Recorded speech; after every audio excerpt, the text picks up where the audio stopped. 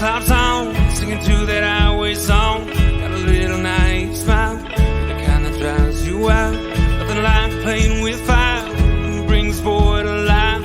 Be with the fuse you light, you're good, you're dynamite.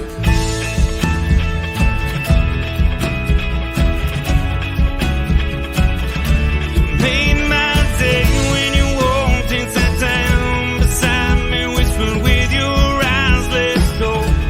You made me say, what's your name, girl, you're lonely. Can I call you if I ever go down this road? And I can't seem to find the thing I want to say.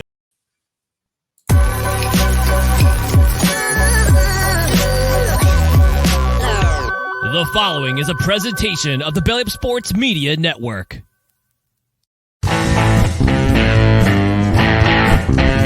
14:20 in the morning, 14 minutes and 20 seconds where the sports talk to get you through your daily commute. Hot takes, recaps, best bets, and a little humor to get your day going in the right direction. Sit back, grab your coffee, and let's get into it.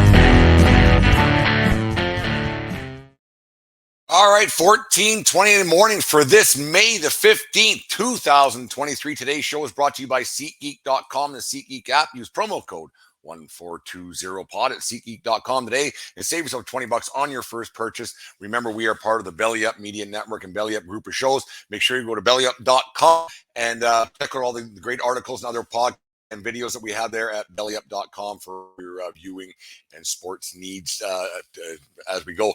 Anyways, the NHL playoffs continue rolling on through. The last two Canadian teams, once again, are all done for this season. It's one of those things, the annual rite of passage. And now we know that it's spring and summertime, that all the Canadian teams are all done. Like I said the other day, I'm not a big, who gives a rat's bum about what teams are in there. The most players are Canadian anyways, as we see the Vegas Golden Knights, who moved on last night against the Edmonton Oilers. We'll get that in half a second. But that's it for people in Canada. They say they're not going to watch anymore. They're full of crap because they'll watch regardless because it's hockey and everything else. Stanley Cup finals and playoffs and everything else are coming up. Anyways, the Edmonton Oilers lost last night to the Vegas Golden Knights 5-2 at home to a man that hockey team should have been good enough to contend for a Stanley Cup championship no matter what. They got beat by a equally as good hockey team, if not better, obviously, because the better team usually ends up winning it in a 7-game series. But the thing that's kind of a kick in the pills right now for Oilers fans and for Oilers brass is that they wasted another year of Connor McDavid's contract, his initial contract that he got with the Oilers, his first big contract, not his breakout contract, obviously, and a year of Leon Draisaitl is a year closer to being a free agent as well. And it's got to be a bit disheartening and deflating to go down a series like this that they probably had a chance to win on a few occasions, but at the end of the day, their goaltending was not good enough, and that's got to be some concern for the Oilers brass moving forward. It can't be a good feeling for management, for ownership, and for the players in general and the coaching staff to go into with that goaltending situation with Stuart Skinner and with Jack Campbell, who I was completely 100% wrong about last season when the Leafs let him go. I thought Campbell was a guy that should have backed off the Toronto Maple Leafs to a couple of playoff rounds, but he was let go. Not let go. He just signed a free agent contract with the Oilers, and he was subpar at best for most of the year with an .888 save percentage throughout the regular season, got pulled and was basically told to have a seat in the bench for Stuart Skinner, who was lackluster at best in this series with the Vegas Golden Knights. Skinner got pulled, I think, 3 times in this series out of 6 games. He got pulled 5 times in the playoffs, and to a man, he was not good enough as a goaltender in the National Hockey League playoffs for the Edmonton Oilers, and he would let in some bad goals. He got pulled in Game 5 as well, and so that's not a good sign. You got a question about how little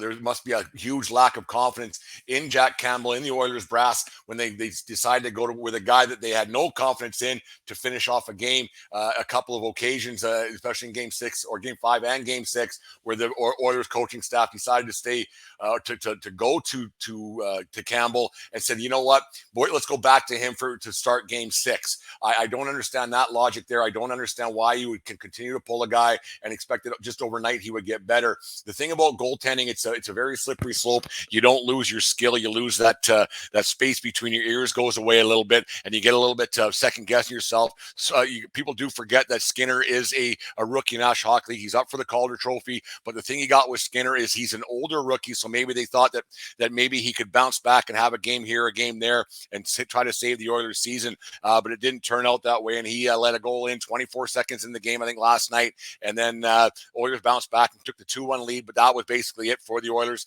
He gave up, I think it was 4 goals on 17 shots, and that's just not good enough at the National Hockey League level, especially in the playoffs. When your defense only gives up 17 shots through 2 periods, you can't think that you're going to win a hockey, or you should win a hockey game, but when your goalie lets in 4 of those, it's not a good look. It's a bad look for the Oilers right now, and you got to wonder what's happening with the Oilers brass right now. You don't want to make decisions based on emotions, because the emotions are very fresh right now with that loss less than 12 hours ago, but they can't be a very good feeling in Oilers land where they go moving forward with these 2 goaltenders who are both under contract for the duration of McDavid's contract, which expires in 3 years. Got 3 more years left on his deal.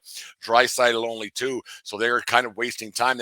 You would think they only really have 1 more season with those 2 superstars playing forward for that team before they have to make a decision where they're going to go moving forward with the Draisaitl contract, because he's going to get a pretty penny after 2 seasons from now. He's going to command a pretty good chunk of change around the $15 million mark, and then McDavid the year after that, he's probably going to want, if Draisaitl's worth 15, then you got to be thinking that McDavid's going to be worth 17, and how it goes. But that Oilers team was poised to win this year. I had them going to the Stanley Cup Finals along with the Toronto Maple Leafs, who I picked on last call with Captain Lou a few weeks back on the initial last call 1420 bar or sports bar, and it just didn't turn out that way for the Oilers. They got to be disappointed. The fan base has to be disappointed. The ownership has to be disappointed, and everything else. It's not a good look for the Oilers right now moving forward with their goaltending situation.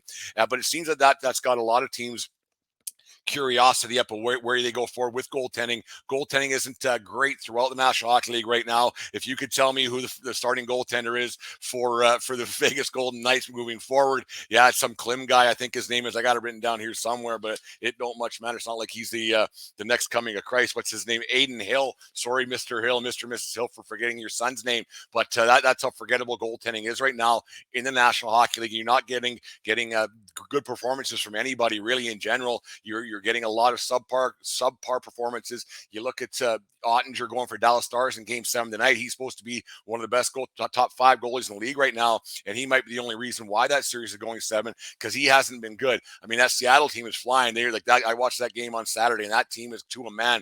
They are going, and they're going hard, and they're playing strong. And you got to look at them as maybe being the favorite, all loosey-goosey, playing with house money tonight, only their second year in the league, going into a Game 7 in Dallas tonight. You got to think, yeah, home ice advantage, but that hasn't been a thing in the playoffs. You got to think that maybe the Seattle Kraken with their I'm not a big Kraken, the name fan. You got to think the Kraken are kind of a favorite going into that one, playing with house money, like I said. But you just wonder, we're looking back to the Oilers a little bit. You wonder where they're going to be moving forward, what they're going to do moving forward, because they just right now they got to be in limbo land, and you got to be thinking that McDavid's thinking, geez, maybe she's time to go to greener pastures, because I can put all the MVP trophies and Hart trophies and the scoring titles up on the mantle like we've talked before. But at the end of the day, winning a Stanley Cup is your legacy, and it's another year gone. Like you get to being 29, 30 years old all of a sudden. Before you know it, your career is kind of at a hiatus, and because players' careers don't last as long as they used to in the National Hockey League. Players, they play so much at a younger age, their bodies wear down a little bit. Yes, nutrition is better. Yes, their fitness is better, obviously, but eventually they play so much hockey and everything else. You wonder how many years these guys got left in them playing at the pace that they do and everything else. But it's got to be a look in the mirror kind of day for the Edmonton Oilers organization and what they're going to do moving forward with their goaltending. To spend $5 million on Campbell last summer, like I said, I thought it was good. I made a wrong decision on that.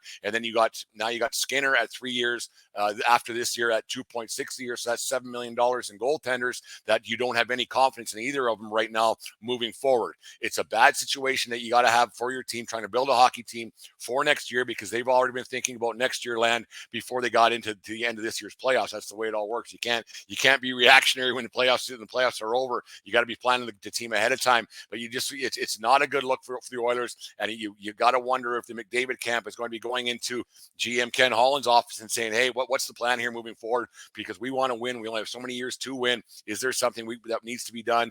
Can we do something here differently? Because we're kind of wasting his career a little bit. You got a la Mike Trout down in Anaheim with the Angels. You just wonder if there's going to be a conversation. Are they going to shop a guy like Draisaitl around to go and get somebody? I don't think you can shop around and go and get a goaltender. I don't think there's anybody out there that's worth anything that you could do, but shopping Draisaitl around right now before he outprices himself, that might be one of the things to do. It probably won't happen this offseason, but next offseason, when the Oilers probably don't win again, it could be one of those things where Draisaitl is the odd man out coming into the 24-25 season, that they just might say, hey, maybe we got to move on and see what kind of assets we can get for you, because we haven't won with you, so we won't win without you, kind of a situation. It's a tough look. And as good as Draisaitl was for the first, what was it, 7-10 games of the National Hockey League playoffs, the last 3 he was not very good. It was not a good look for him at all.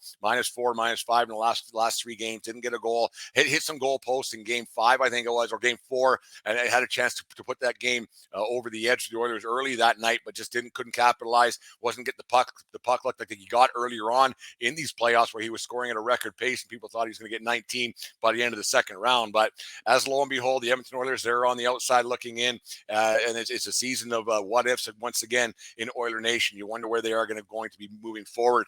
And as far as the Toronto Maple Leafs, their season came to an end, an abrupt end, a little bit faster than people thought, especially after their first round win against the Tampa Bay Lightning. You thought they had a clear path to the Stanley Cup playoffs a little bit with the Florida Panthers, a very good Florida Panthers team that most people underestimated right across the board. They didn't think they had the goaltending, they didn't think they had the forwards, and it turns out they really didn't. They didn't score a bunch of goals, but this one comes down more to, I think the Leafs lost this series more than the Panthers won this series. You had a team that only in the last 6 games of the playoffs, or the last 6 or 7 games of the playoffs for the Maple Leafs, they only scored 2. They scored 2 goals or less in each of their last 6 or 7 games, and that doesn't get it done in the Stanley Cup playoffs. If your goalie only has that fine line of to play with, you're probably going to lose. Was Wall great in Game 6 or Game 5? Absolutely. That game is not on the rookie to come in there and play the way he did. I thought he was fantastic. I thought he did everything he could possibly do to give his team a chance to win.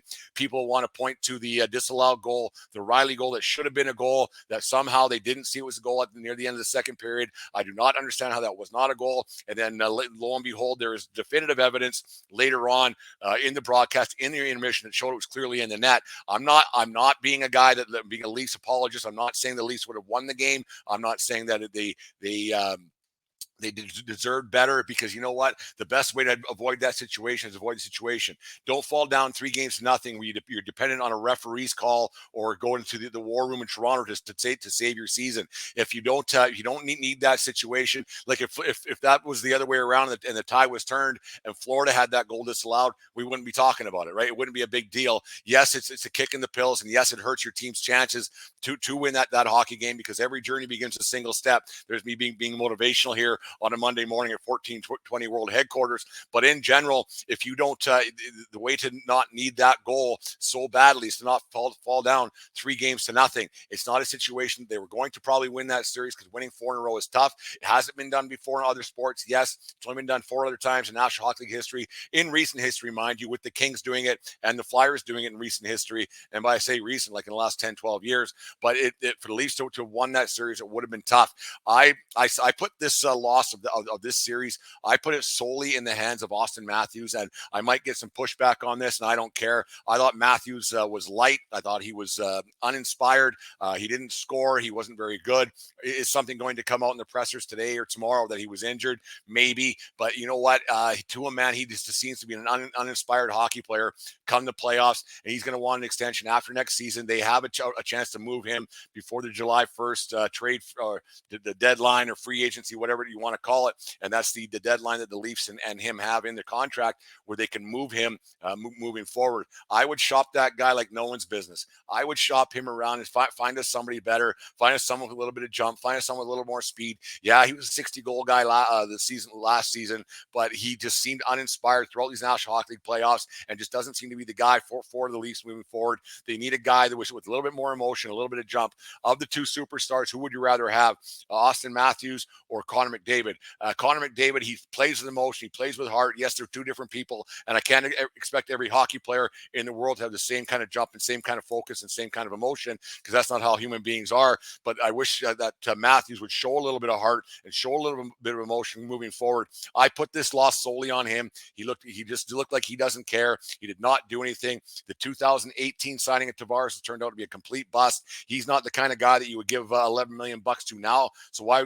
And the thing is about that signing is that Tavares was only interested in really going to one of two places, where he was and where he ended up. Nobody else was out there shopping for him, to my knowledge. So the Leafs overpaid for him, and they're paying the price for it right now. The best player that the Leafs had in that game 5 was Morgan Riley, who I thought was fantastic. If that goal was allowed, and I'm not saying they would have won the game or lost the game because of that goal, who knows? But he was one of their best players, playing inspired hockey, and he was really, really good for them. I wouldn't shop. You can't shop all four of the guys around, because you still need guys on your hockey team who are skilled and competitive. But between Matthews, Marner, Nylander, and Tavares, you got to start making some hard decisions very, very quickly, because before you know it, it's July 1 and you're stuck with God knows what. I would shop Matthews, because before you know it, he's going to want a $15 million extension. And there's a reason why he did sign that contract that got him out after 5 years, and he could opt out and move forward and move somewhere else. So you got to think that it was a big mistake not signing him, but looking for more and wondering what they were going to get out of him. It's a tough look for the Leafs organization right now. They didn't do it again, and year in, year out, they don't do it, and it's getting a bit frustrating. I was a bit disheartened on Friday night. We were at Boston Pizza watching the game, and there are a lot of people cheering for the Leafs. As much as the rest of Canada likes to pretend that they aren't Leafs fans, when the Leafs lost that game, it was pretty deflating for Leafs fans, even though there was an Oilers game right afterwards, and there were a lot of Oilers fans in there watching the hockey game. There were people that were like, that's kind of a bummer not having the Leafs move forward. It's a bad look for both teams. It's tough to win the Stanley Cup. I get it, but these two teams were poised to make a run, and they just didn't. And moving forward with their GMs, I don't think this is Dubas's fault in Toronto. I don't think this is Shanahan's fault. I think this solely lies on the hands of Marner and Matthews, and that's my opinion. I'm entitled to it. And if you guys disagree with me on this one, please let me know at on our Twitter account at _1420, on our Facebook account, or if you want to be a little more anonymous and send it out there, send it to 1420sports@gmail.com. It's disappointing. It's crappy. It's unfortunate, but it's just the way the National Hockey League playoffs go. So you just wonder how it's going to play out. I expect us tonight to Seattle to win that hockey game. I expect them to win kind of in a 4-1, 4-2 kind of a game. That team's flying. Like I said, they're playing with hell's money. Eberle's playing lights out. It's actually, we'll get to him in a half a second. Eberle's been great. That team flies. They got a lot going on. I like that geeky kid on defense. He's a great player. They got a lot going on there with the Seattle Kraken. And maybe if Toronto or the country of Canada wants to win a Stanley Cup, I think the easiest route is to get to go and get an expansion team somewhere. Because you look at the Vegas Golden Knights and what was it, 2017, and now you got the Seattle Kraken moving are one step away from getting there too. So they're getting a lot closer than Canadian teams have in the recent memory. So maybe getting the Stanley Cup final might be as simple as getting an expansion team, and they might get something done. Anyways, there's my rant for the day about the National Hockey League playoffs and everything else. I was on the field all weekend long, so I didn't get a lot of chance to do a lot of podcasting over the weekend, but thanks for tuning in today. For those who watch on Facebook Live and Twitter, and where else are we? We're on YouTube Live every day as well. So make sure you guys are subscribing to our YouTube channel and wherever you get your podcast. Thank you for all those who listen to the podcast on a daily basis. We greatly appreciate it. Anyways, on this day, we just talked about this one the other day. On this day in 1990, Peter Klima, the Edmonton Oilers, scores at 15/13 of the 16th of the 6th period, not the 16th, the third overtime for those of you who keep tracking, in Game 1 of the Stanley Cup Final on his only shift in over 4 periods. Klima shot went from the right wing through the legs of Andy Moog and was assisted by Yari Curry and Craig McTavish. The Oilers would go on to win the Stanley Cup in 5 games over the Bruins, their first cup since the Wayne Gretzky trade of 1988, and their last one ever since. So on this day, Peter Klima scored the goal he's probably most famous for. He just passed away last week, so rest in peace to Peter Klima. I remember that goal quite well. I'm surprised I was still allowed to stay awake that late at night. I guess I was 16. I could do whatever I want. I might have been at Notre Dame at that point. I was probably actually in bed when that goal was scored. Dorm rules back at Notre Dame back in the day. And happy birthday to another man we just mentioned not too long ago. Happy 33rd birthday to Jordan Eberle, born on this day in 1990 in beautiful Regina, Saskatchewan. Currently with the Seattle Kraken, was drafted by the Edmonton Oilers in the first round of the 2008 draft. After playing for his hometown Regina Pats, Eberle has had stops in Edmonton, Long Island, and like the aforementioned Seattle Kraken, and might be remembered best known for scoring a game-tying goal with 6 seconds to play versus Russia in the 2009 World Junior Tournament. Fantastic moment in Canadian hockey, and here it is for those who don't know what I'm talking about here on YouTube Live. If you're watching that, it's one of those moments in Canadian hockey where everybody knows exactly where they were, when it happened, where it happened, and who they were with. It's one of those great moments. Everybody, that's one of his greatest moments in hockey history, and one that I personally will never forget. I was at the Longhorn Pub in Vernon, BC, watching that with my brother and some friends, and me and Lenny Strand were jumping up and down, hugging each other. And me and Lenny Strand weren't that close. We were friends, but not that close to be jumping around, hugging each other. Anyways, thank you very much for listening to our show today. As we're here each and every day, we try to get out from not doing other things and try to get on a more regular basis. It's tough to do with when you take the weekend away from the computer. You got to catch up on things before I can put more to the masses. Make sure you subscribe to our YouTube channel. Like I said, download and listen to some old episodes of the 1420 podcast, and make sure you guys spread the word of the show to everybody who you talk to on a daily basis. If you like our show, let us know. If you don't like our show, let us know. Tell us what we need to do to improve it, because we like making sure we're pleasing the masses, I guess, out there in the Twitter land and the podcast land and everything else. It's a big business out there. There's a lot of podcasts out there, but we thank you for those who listen to us on a daily basis. Anyways, as always, have a good day, folks. Me and Dave recording later on tonight, back at 14:20 in the morning tomorrow morning. And as always, it doesn't matter where you are, it's who you're with. Here's a note from our friends from SeatGeek. SeatGeek is the ticketing app for fans like the High Five Strangers guy. Game-winning interception. First down. Just a nice, solid tackle. If you're in arm's length, you will be swapping skin with this extrovert. You see, he knows SeatGeek got him a great deal on tickets, so he can focus on what he does best, smacking palms. SeatGeek handles the tickets to sports, concerts, and more, so fans can fan. You just listened to the 1420 Sports Bar Podcast. 4 beer with the sports talk and a whole lot more. We are part of the Belly Up Media Network. Let's get into it.